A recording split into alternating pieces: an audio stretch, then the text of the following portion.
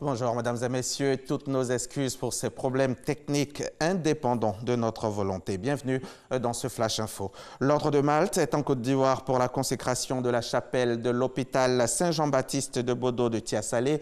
En marge de cette consécration, la délégation a été reçue en audience hier par le Premier ministre Amadou Gon Coulibaly. Au sortir de cette audience, le prince de la Rochefoucauld de Montbel a indiqué que son pays entend renforcer sa coopération avec la Côte d'Ivoire. On en parle avec Kolo Coulibaly.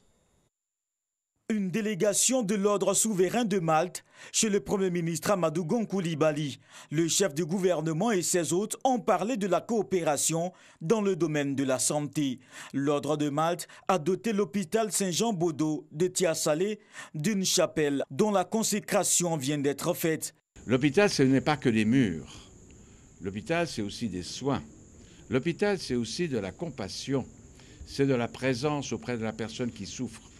C'est aussi un cadre de travail pour les personnels soignants. C'est aussi l'excellence. Nous venons de signer une convention avec le ministère de la Santé pour pouvoir continuer ce type de projet, surtout dans le cadre de la formation. Et le Premier ministre a été très ferme dans ses intentions. Dans l'année de la solidarité qui a été mise en place par le Président de la République, eh bien, de faire en sorte que nous puissions, sous une forme de partenariat, bien sûr, fidèle dans la durée, eh bien, être des acteurs pour que les populations puissent avoir les meilleurs soins, puisque nous serons aussi formateurs pour les personnels. L'hôpital Saint-Jean-Baptiste de Bodo à Tia-Salé, inauguré par le président Alassane Ouattara il y a 4 ans. La chapelle et le pôle mère-enfant marquent la fin de la réalisation de ce projet. La délégation de l'Ordre de Malte s'est réjouie de l'excellence des relations entretenues avec la Côte d'Ivoire. On en vient maintenant à cette rencontre PNUD ministère de la Solidarité, de la Cohésion sociale et de la lutte contre la pauvreté. Une rencontre qui a lieu dans le cadre des prochaines journées nationales de souvenirs et de pardon. Le programme des Nations Unies pour le développement entend y apporter son concours pour la bonne marche de l'événement. Les précisions d'Ahmed Traoré et Abou Sanogo tout à l'heure dans le 13h.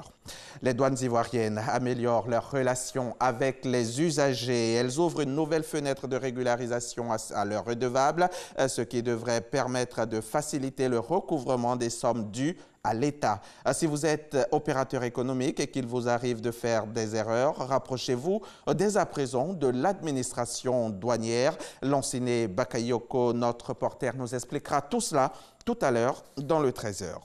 Hier jeudi 19 septembre au soir à 18h à Bruxelles, après la fin de la visite officielle du président Félix Tshisekedi en Belgique, une étape supplémentaire avait été rajoutée, à savoir une rencontre avec le président de la Commission européenne Jean-Claude Juncker.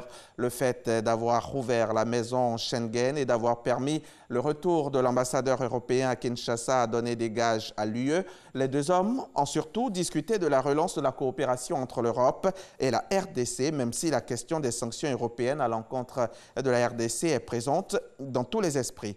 Un échange mystérieux entre Donald Trump, le président américain, et un haut dirigeant étranger est au cœur d'un nouvel affrontement entre le Congrès et l'exécutif américain.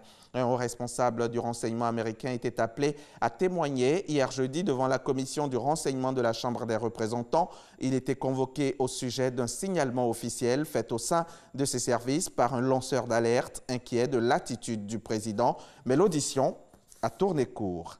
La coalition dirigée par l'Arabie saoudite a annoncé avoir lancé hier jeudi une opération militaire au Yémen contre les rebelles houthis soutenus par l'Iran. Peu avant cette annonce, elle avait affirmé avoir déjoué une attaque au bateau piégé. Ces frappes interviennent en représailles aux spectaculaires attaques contre les sites pétroliers saoudiens dans la nuit du 13 au 14 septembre.